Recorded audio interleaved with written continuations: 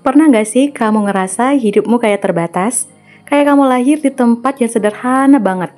Dan semua orang di sekitarmu seolah bilang, ya udahlah, hidupmu bakal segini-gini aja. Nah guys, aku mau cerita tentang seorang pemuda bernama Arga. Kisahnya ini bisa jadi jawaban bahwa batas itu sebenarnya cuma ada di pikiran kita loh.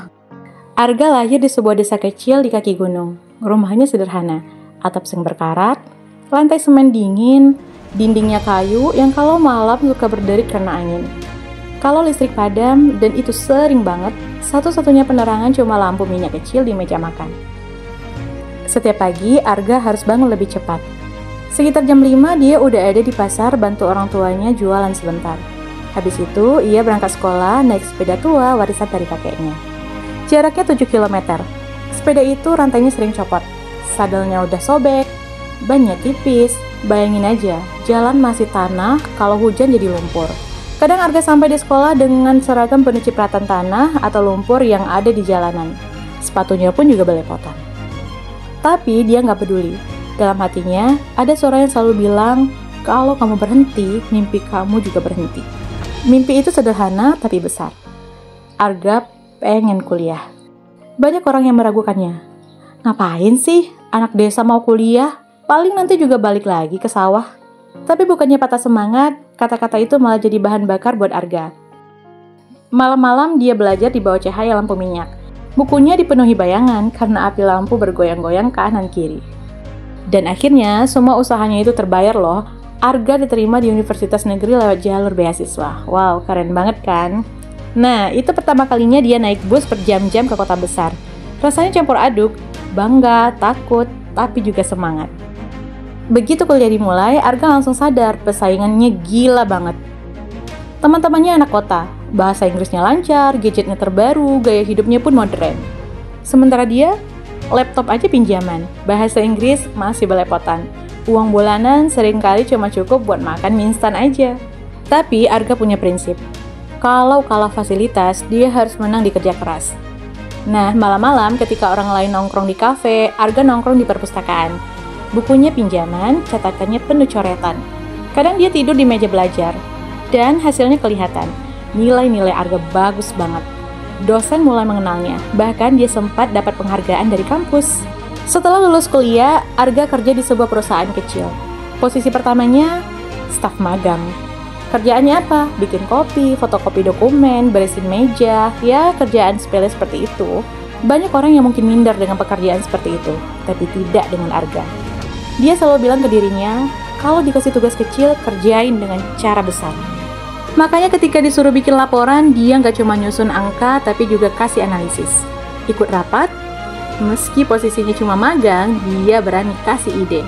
Awalnya orang heran, tapi lama-lama bosnya sadar, anak ini beda. Dari situlah karirnya naik perlahan, dari staff jadi supervisor, lalu jadi manajer. Saat itu hidupnya udah mulai lumayan mapan, gaji bagus, posisi pun nyaman. Tapi justru di titik itu, Arga merasa ada yang kosong. Dia sadar, mimpi awalnya bukan cuma untuk dirinya sendiri. Dia pengen ngasih manfaat lebih luas. Maka dengan keberanian besar, dia resign, lalu bangun bisnisnya sendiri. Dan disinilah perjalanan baru dimulai. Awalnya pede banget. Aku udah pengalaman kerja, pasti bisa. Tapi ternyata dunia bisnis jauh lebih keras dari yang dia kira. Produk pertamanya sebuah aplikasi sederhana dan nggak laku. Investor menolak. Bahkan ada yang bilang, bisnismu nggak punya masa depan. Bayangin, ditolak berkali-kali. Tabungannya makin tipis. Pernah ada masa di mana Arga cuma bisa makan nasi sama tempe goreng setiap hari. Pernah juga tidur di kantor kecil berupa ruko sempit, pakai kardus bekas buat alas. Tapi meski jatuh, dia nggak mau menyerah. Dari kegagalan itu, Arga belajar.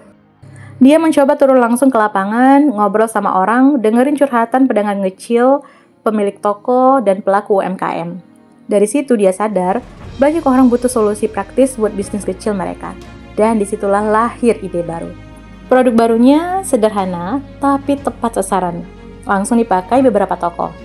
Dari mulut ke mulut, kabar menyebar. Jumlah penggunanya pun makin banyak. Investor yang dulu menolak mulai melirik. Tapi tentu tantangan belum berhenti. Semakin besar timnya, semakin rumit masalahnya. Awalnya cuma 2 orang, ya gampang lah. Tapi begitu jadi puluhan, muncul konflik. Target meleset, bahkan sempat ada proyek besar yang gagal total. Itu titik terendah. Klien mundur, tim kehilangan semangat. Sebagian bilang, udahlah kita bubar aja. Tapi Arga nggak mau. Dia kumpulin semua orang dan dengan suara mantap dia bilang, kita boleh gagal proyek, tapi jangan gagal mental. Kalau kita berhenti sekarang, semua kerja keras ini sia-sia. Tapi kalau kita bangkit, kita bisa balik lebih kuat. Dan benar aja, semangat itu jadi api baru. Mereka bekerja siang malam, menyusun ulang strategi, belajar dari kesalahan. Proyek berikutnya berhasil. Lalu yang berikutnya lebih besar lagi.